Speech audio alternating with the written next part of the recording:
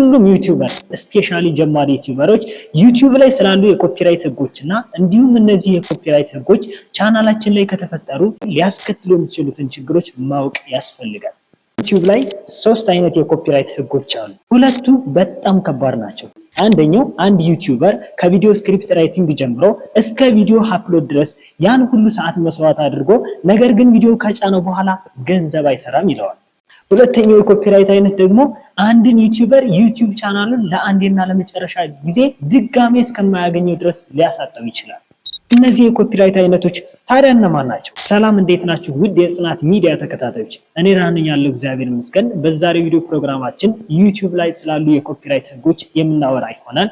ቪዲዮን ላይክ በማድረግ ጀምሩት። እንዲሁም ይሄ ቪዲዮ ይጠቅማል ለምትሉ ሰው ሼር ማድረጋችሁን እንዳትረሱ። ሰብስክራይብ በማድረግ ደግሞ የጽናት ሚዲያ ቤተሰብ ሁኑ። እስከ መጨረሻው ድረስ አብራችሁን ቆዩ።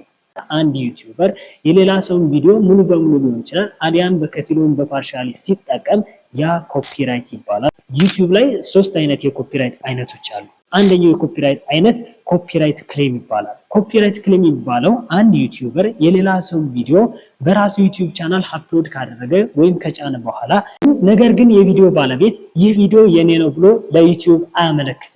ስለዚህ በቻናሉ ላይ ምንም አይነት ተጽዕኖ አያሳድርም። ነገር ግን ከባዱ ነገር ወደዛ ቪዲዮ የዩቲዩብ ማስታወቂያ አይገባም፣ ገንዘብ አይሰራም ማለት ነው እንዳለ። ኢቭን ኢፍ ያ ቪዲዮ የዩቲዩብ ማስታወቂያ ቢገባበት እንኳን ገንዘቡ የሚሆነው ለኦሪጂናሉ የቪዲዮ ባለቤት እንጂ ደግሞ ለተጠቀመው ዩቲዩበር አይሆንም።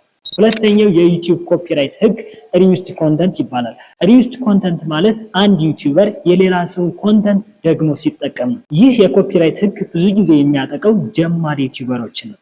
እኔም ጀማሪ ሆኜ ኢትዮ ፋርማ አካዳሚ የሚለውን የመጀመሪያ ዩቲዩብ ቻናሌን ስሰራ በዚህ የኮፒራይት ህግ 3 ዓመት ያክል ጊዜና ባክኜ ተቀጥቻለሁ። በዛ ኢትዮ ፋርማ አካዳሚ በሚለው ዩቲዩብ ቻናል ላይ ስሰራ የነበረው መጀመሪያ ላይ ሙዚቃ አጠቀምና ላይሪክስ ነበር ሳዘጋጀ የነበረው።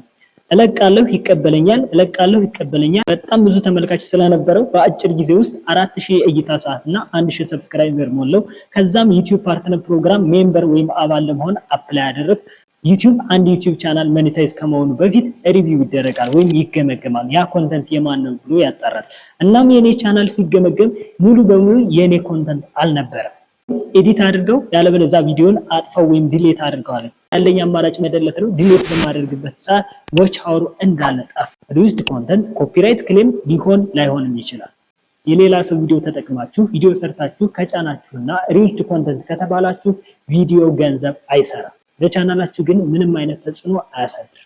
ሶስተኛውና በጣም አስቀያሚው የዩቲዩብ ኮፒራይት ህግ ኮፒራይት ስትራይክ ይባላል። አንድ ዩቲዩበር የሌላ ሰው ቪዲዮን ተጠቅሞ ወደ ዩቲዩብ ቻናሉ አፕሎድ ካደረገ ወይም ከጫነ በኋላ የቪዲዮ ባለቤት ለዩቲዩብ ይህ ቪዲዮ የኔ ነው ብሎ በሚያመለክትበት ጊዜ ዩቲዩብ ከዛ ቻናል ላይ ቪዲዮን ዲሌት ያደርጋል ወይም ያጠፋዋል።